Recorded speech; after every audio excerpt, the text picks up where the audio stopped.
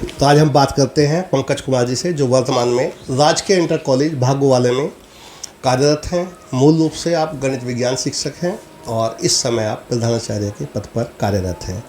तो सबसे पहले पंकज जी अपने बारे में कुछ बताइए, आप यहाँ कब से हैं और उससे पहले आप कहाँ थे? सर धन्यवाद आपका। मैं 1998 से 2014 तक भारतीय वायुसेना में तकनीकी क्षेत्र में सेवाएं देने के पश्चात 2014 अक्टूबर में सेवानिवृत्त हुआ था।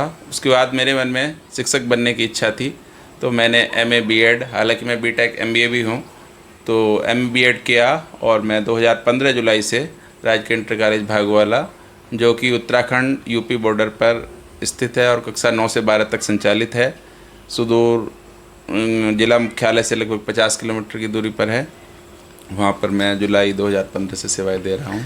तो क्या BTech MBA BEd ये सब करने के बाद आप एयरफोर्स में भर्ती हुए थे? नहीं सर, मैं BSc करने के बाद हुआ था। अच्छा। फिर वहाँ सेवारत मैंने ये सारी चीज़ें जो है IGNOU से ली हैं। अच्छा, क्वालिफिकेशन बढ़ाते चले गए। क्या विचार था आपके मन में, आपने ये सब इतना कुछ किया, आप एयरफोर्स में अच्छे खासी जॉब में थे, तब भी आप इतना सब करते चले गए? क्या क्या ठोट रहे इसके पीछे आपके? इसके पीछे जब मैं अपने गांव आता था, मैं देखता था कि हमारा क्षेत्र काफ़ी पिछड़ा हुआ है, बच्चों को वहाँ कोई भी विद्यालय नहीं था। ये सन हमारा विद्यालय 2001 से संचालित हुआ।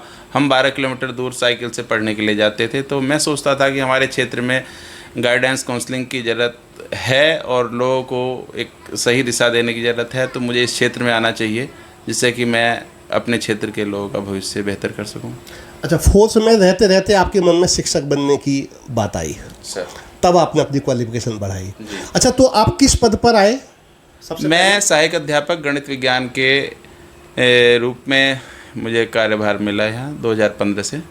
अच्छा, संक्षेप में आप अपनी कुछ खास उपलब्धि बताएंगे? एक शिक्षक के रूप में आपने यहाँ आकर के क्या उपलब्धि हासिल की, आपने या आपके द्वारा निर्देशित बच्चों ने? सर, मैं 2015 में जब विद्यालय आया तो विद्यालय में छात्र संख्या 784 थी और अनुशासन बहुत कम था। 3 शिक्षक थे राजकीय हम, और विद्यालय परिवेश की कंडीशन बहुत अच्छी नहीं थी, क्योंकि मैं एयरफोर्स के एक अच्छे वातावरण से, अच्छे माहौल से, अनुशासित माहौल से आया था। मुझे देख के बड़ा दुख भी हुआ। करने के लिए बहुत कुछ था, विरोध भी था, बच्चे नीचे बैठते थे। मैंने अपना फंड मिला था, उससे फर्नीचर की व्यवस्था करी। कुछ उसमें मुझे सामुदायिक सहयोग भी मिला, आसपास के क्षेत्र के मैंने प्रधान जी वगैरह से संपर्क करके सहयोग लिया। उसके बाद CCTV लगवाया। अनुशासन की बहुत बड़ी समस्या थी, क्योंकि हमारा विद्यालय कोएड है, लड़के लड़कियां पढ़ते हैं, तो ये समस्या आती है। तो हमने उनके ऊपर निगरानी रखने के लिए 2015 में अपने पास ही CCTV लगवाए, लेकिन असामाजिक तत्वों ने 4 CCTV जो बाहर लगे हुए थे उनको तोड़ दिया। उसके बाद फिर धीरे धीरे हमने प्रयास किया, स्वच्छता के प्रति, अनुशासन के प्रति लोगों को समझाया क्या चीज़ अच्छी है क्या बुरी है। तो लोगों ने सहज रूप से उसको स्वीकारा, और जब उनको लगने लगा कि वास्तव में ये हमारे हित की बात है, तो विद्यालय का माहौल बदलता चला गया और चीज़ें बदली और सुधार की तरफ अग्रसर हुई। विद्यालय का परिणाम हमारा आज विद्यालय में 1331 बच्चे हैं। विद्यालय का परिणाम भी 91% से 100% तक रहा। जिला स्तरीय विज्ञान प्रदर्शनी में भी हमारे बच्चों ने अच्छा किया है, प्रथम द्वितीय स्थान प्राप्त करे हैं। एक छात्र हमारा भारतीय दिव्यांग क्रिकेट टीम में भी चयनित हुआ है, और बहुत सारे छात्र अच्छा कर रहे हैं। नीट में भी बच्चों के सिलेक्शन होते हैं। तो आज हमारा विद्यालय काफ़ी अच्छे दौर में चल रहा है। अच्छा, जैसा आपके पास प्रधानाचार्य का अतिरिक्त प्रभार पहले भी रहा, वर्तमान में भी आपने बताया आपका प्रधानाचार्य का प्रभार है, तो इसे आपने एक चैलेंज के रूप में लिया।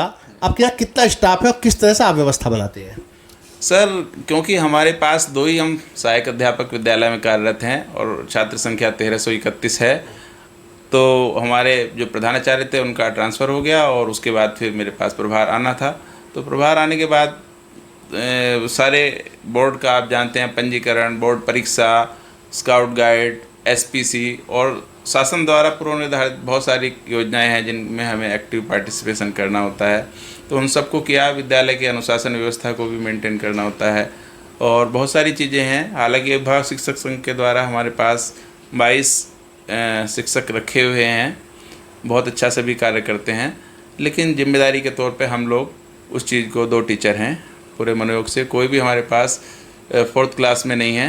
फिर भी हमारे विद्यालय की सफाई व्यवस्था बहुत अच्छी है। स्वच्छता के प्रति जो स्वच्छता पखवाड़ा मनाया जाता है, तो बच्चे अपने आप स्वप्रेरित होकर काम करते हैं, और विद्यालय की हमारी स्वच्छता उत्कृष्ट श्रेणी की है। अच्छा, जैसा आपने बताया कि आप 2 गवर्नमेंट टीचर हैं, बाकी पीटीए के बाइस टीचर हैं, तो फिर अनुशासन तो आपका बहुत अच्छा है। ये सब कैसे संभव है? क्या आपकी एयरफोर्स की जॉब ने यहाँ आपको कुछ एक्स्ट्रा आपका अनुभव काम आया? हाँ सर, हमारे घर में भी अनुशासन था और हम जब सेवा में गए तो अनुशासन तो सेना का मूल मंत्र है, तो उसी को हमने अप्लाई किया और बच्चे भी समझते थे जब उनको पता लगा कि अनुशासित जीवन का क्या महत्व है और अनुशासन से हम अपने आप को आगे बढ़ा सकते हैं, तो उन्होंने भी उसको सहज रूप से स्वीकार किया।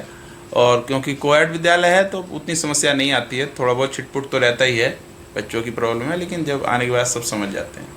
आप बड़े नितांत एक दूर दराज के क्षेत्र में, ये उत्तर प्रदेश और उत्तराखंड के बॉर्डर पर बहुत दूर दराज का आपका क्षेत्र है, तो अभिभावक भी जाहिर है कम पढ़े लिखे होंगे, कम जागरूक होंगे, तो आपने इस चैलेंज को कैसे लिया कि अभिभावकों को जागरूक करें, या बच्चे आपका कहना इस तरह से मान लेते हैं कि इतना ज़बरदस्त अनुशासित स्कूल? बच्चों के लिए हमने उनको बताया सही गलत के बारे में और उनको गाइड किया उनके लक्ष्य के प्रति कि क्या कर सकते हैं, हमारे पास क्या क्या ऑप्शन है। इस समय सरकार द्वारा ऑनलाइन बहुत सारे पोर्टल चल रहे हैं, पंख पोर्टल है, प्रज्ञान पोर्टल है। अभी ज़रूरी नहीं है कि आपको जो है क्लास में ही अच्छा लेक्चर मिले, आप बहुत सारे लेक्चर ऑनलाइन ढूंढ सकते हैं। वो सारी चीज़ें उनको बताई, बच्चों का बड़ा अच्छा परिणाम रहा। हमारे बच्चे यहाँ से नीट में 450 नंबर बच्ची लेकर आई है इस बार, तो अच्छा कर रहे हैं बच्चे और गार्जियंस का भी सहयोग मिल रहा है। जब अच्छा काम होता है तो गार्जियन भी साथ साथ आ जाते हैं। जी। और मैं तो अकेला चला था जानिबे मंजिल मंगर, लोग मिलते गए, कारवा बनता गया। ये आपका व्यक्तित्व है जो इस विद्यालय को आगे ले जा रहा है, वरना 1300 संख्या आपने बताया, 600-700 से बढ़कर 1300 संख्या हो गया, तब भी इतना अनुशासन, इतनी ज़बरदस्त व्यवस्था है। अच्छा, मैं बड़े संक्षेप में आपसे 2 बात कहूँगा। गणित विज्ञान के शिक्षक के रूप में पहले बताइए संक्षेप में कि आपकी भविष्य की क्या योजना है, आप बच्चों को और किस तरह से आगे बढ़ाना चाहिए? मैं गणित विज्ञान के क्षेत्र में चाहता हूँ बच्चे जो है नवाचार का प्रयोग करते हुए इंस्पायर अवार्ड में अच्छा करें, और हमारे बच्चे मेरिट में नहीं आ रहे हैं अभी, उत्तर प्रदेश मेरिट में वहाँ उनका स्थान आए। हालांकि परीक्षा परिणाम तो अच्छा रहा है, क्योंकि हमारे पास दूर दराज के बच्चे हैं और उनके गार्जियन भी उतने शिक्षित नहीं हैं, पढ़ाई के प्रति जागरूक कर रहे हैं बच्चों को, पास तो हो रहे हैं, लेकिन मैं चाहता हूँ बच्चे और मेरिट में आएँ और बहुत अच्छे से आगे जो नीट जेई मेंस वगैरह के एग्जाम है उनको क्लियर करें। इसके लिए शुभकामनाएं आपको। अंतिम प्रश्न ये कि अभी आपके पास प्रधानाचार्य का चार्ज है और मान लीजिएगा किसी प्रकार से शासन से थोड़ी देरी हो जाती है आपके यहाँ रेगुलर प्रधानाचार्य आने में, तो एक प्रधानाचार्य के रूप में इस स्कूल को आगे ले जाने का आपका क्या है, थोड़ा संक्षेप में आप बताइए। हमने शासन द्वारा प्रोजेक्ट अलंकार योजना चल रही है, क्योंकि हमारे पास संसाधन बहुत सीमित हैं। विद्यालय एक सेक्शन के लिए संचालित है और हमारे पास इस समय 16 सेक्शन संचालित हैं और बैठने की बहुत समस्या होती है, तो एक कक्ष आया है बनने के लिए। तो उसके अलावा भी मैं चाहूँगा कि हमारे विद्यालय में हम सामुदायिक सहभागिता के द्वारा कुछ कक्ष बनवाएं, या और कुछ इसमें मल्टीपर्पज़ हॉल की ज़रूरत है, प्रोजेक्टर की ज़रूरत है, वो इस बार हम प्लान कर रहे हैं। हर कमरे में स्पीकर वगैरह, जिससे अच्छे से मॉनिटरिंग हो सके, क्योंकि हमारा स्टाफ बहुत कम है।